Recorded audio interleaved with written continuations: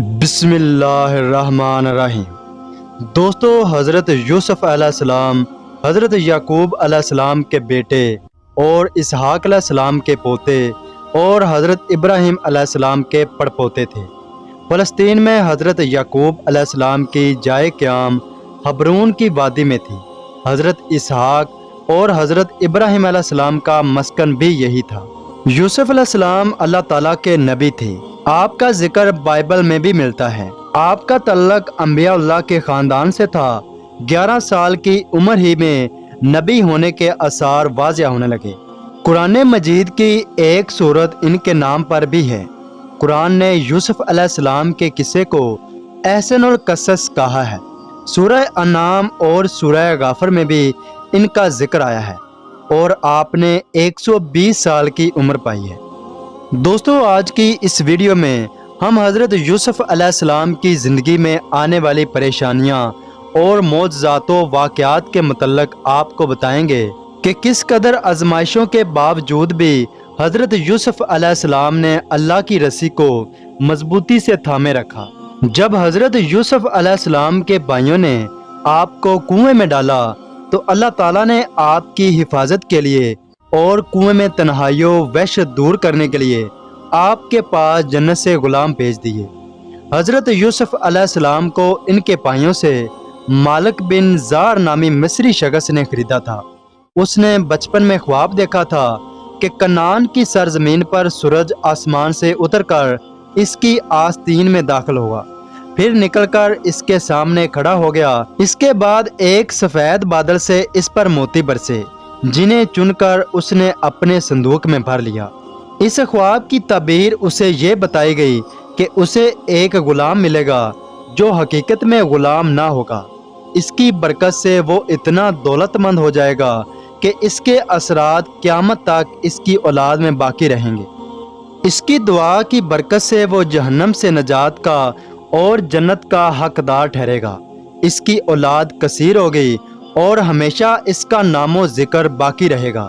چنانچہ وہ فوراً کنعان پہنچا کہ کسی طرح وہ غلام مل جائے، مگر ہاتف غیب سے آواز آئی، اتنی جلدی نہ کر، ابھی اس کی ملاقات میں 50 سال باقی ہیں۔ پھر بھی وہ ہر سال اس علاقے میں 2 بار جاتا تھا۔ جب 50 سال پورے ہوئے تو اس نے اپنے بشرا نامی غلام سے کہا کہ اگر اس بار تجھے وہ غلام مل گیا کہ جس کی تلاش میں اتنے عرصے سے بھٹک رہا ہوں تو تجھے اپنا نصف مال ہی نہیں دوں گا، بلکہ تو میری جس بیٹی سے چاہے گا اس سے تیری شادی بھی کروا دوں گا۔ جب وہ دمشق سے کنعان پہنچا تو دور سے ہی کیا دیکھتا ہے کہ پرندے راستے میں موجود ایک ویران اور خشک کنویں کا طواف کر رہے ہیں۔ حقیقت میں وہ فرشتے تھے جنہیں اللہ پاک نے بھیجا تھا۔ مالک نے قافلے والوں سے کہا کہ اس خشک کنویں کی طرف چلو، ہو سکتا ہے کہ اس سے پانی نکل آیا ہو۔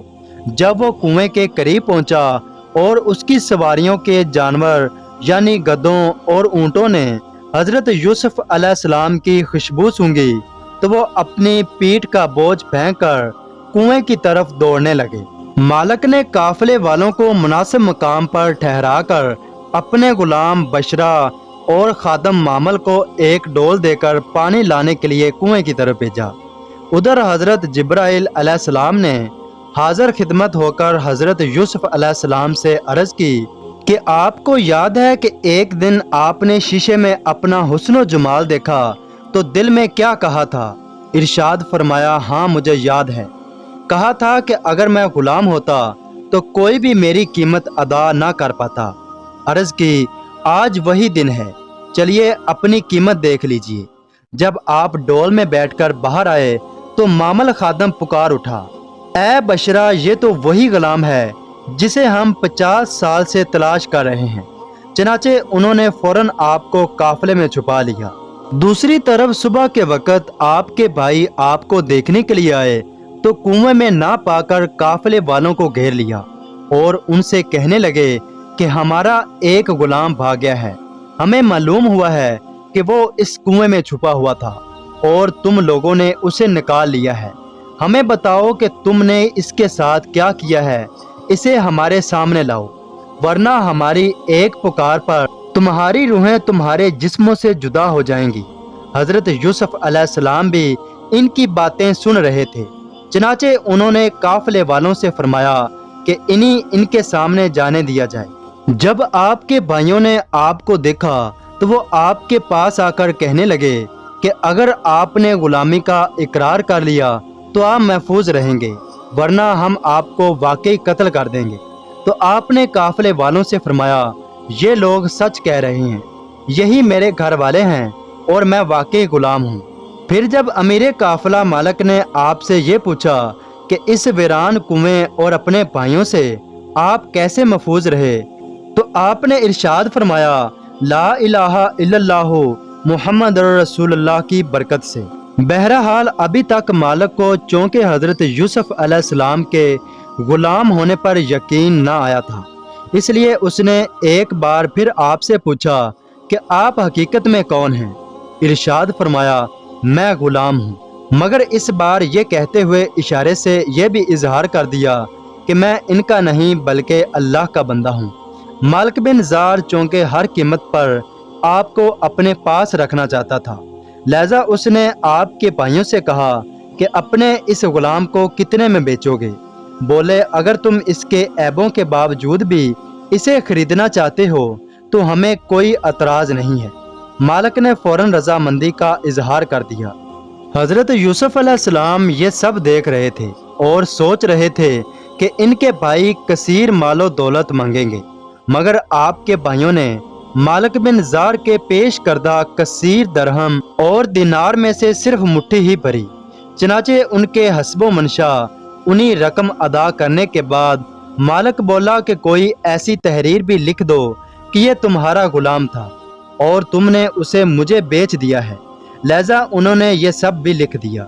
जब हजरत यूसुफ अलैहिस्सलाम अपनी आबाई सरजमीन से कूच करने लगे तो उन्होंने मालिक से फरमाया, मुझे थोड़ी देर की इजाज़त दरकार है ताकि मैं अपने मालिकों को अलविदा कह सकूं। हो सकता है कि मैं कभी लौटकर वापस ना आ सकूं और आज के बाद कभी इनसे मिल ना सकूं। इस पर मालिक बोला, तुम कैसे गुलाम हो?